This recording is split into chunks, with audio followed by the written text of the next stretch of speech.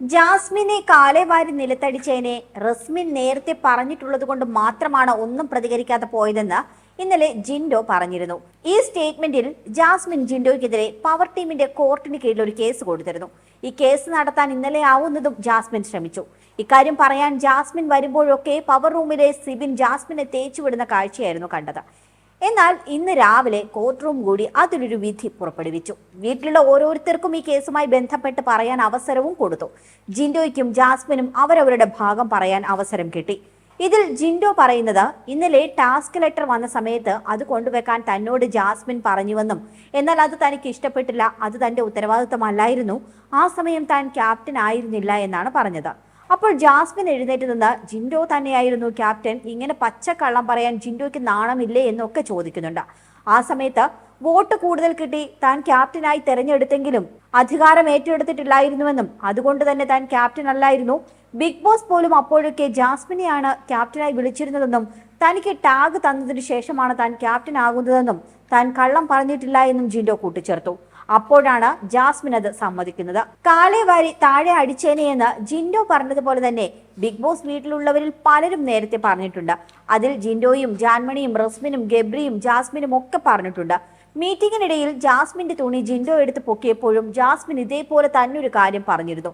ജിൻഡോയുടെ കവാലം അടിച്ചു പൊട്ടിക്കുമെന്നാണ് അന്ന് ജാസ്മിൻ പറഞ്ഞത്.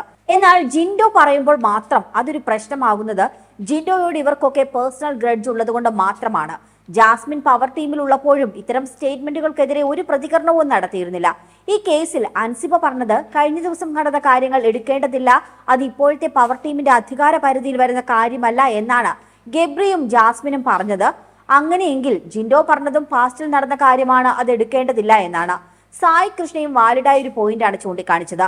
അടിക്കുമെന്ന് ജിൻഡോ പറഞ്ഞിരുന്നുവെങ്കിൽ അത് തെറ്റാണ്, പക്ഷേ അടിച്ചേനെ എന്നാണ് ജിൻഡോ പറഞ്ഞത്, അതൊരു തെറ്റല്ല എന്നാണ് സായി പറയുന്നത്. മുതിർന്ന ഒരാളെ താൻ പോടോ എന്നൊക്കെ ജാസ്മിൻ വിളിച്ചിട്ടുണ്ട്, അതൊക്കെ തെറ്റാണെന്ന് ശ്രീരേഖ പറഞ്ഞു. നോറ പരാതി പറഞ്ഞപ്പോൾ നോറയ്ക്ക് നേരെ പവർ ടീം അംഗമായ ഗബ്രി കൊഞ്ഞനം കുത്തി കാണിച്ചതിനെതിരെ പരാതി പറഞ്ഞപ്പോൾ ആരും പരിഗണിച്ചില്ല എന്നും, മാത്രമല്ല റസ്മിൻ വേസ്റ്റ് ഒക്കെ വാരി വിതറിയപ്പോഴും അക്കാര്യത്തിലും ആരും പ്രതികരിച്ചില്ല. പക്ഷെ ജിൻഡോ മാത്രം എന്തെങ്കിലും ചെയ്യുമ്പോഴാണ് അതൊരു പ്രശ്നമാകുന്നത്, അത് ജിൻഡോയെ കോർണർ ചെയ്യുന്നത് തന്നെയാണ് എന്നാണ് പ്രേക്ഷകരും വിലയിരുത്തുന്നത്. എന്തായാലും ജിൻഡോ തന്നെയാണ് ഈ കേസിൽ ജയിച്ചത്. കാരണം 8 വോട്ടാണ് ജിൻഡോയ്ക്ക് ലഭിച്ചത്, ജാസ്മിന് 7 വോട്ടും. അൻസിബ, ശ്രീരേഖ, ഋഷി, അഭിഷേക് ശ്രീകുമാർ, ജാൻമണി, സിബിൻ, സായി കൃഷ്ണ, നന്ദന എന്നിവർ ജിൻഡോയ്ക്കാണ് വോട്ട് ചെയ്തത്. അഭിഷേക്, ജയദീപും ഗബ്രി, അപ്സര, നോറ, പൂജ, രസ്മിൻ, അർജുൻ, ശ്രീതു എന്നിവർ ജാസ്മിനും വോട്ട് ചെയ്തു.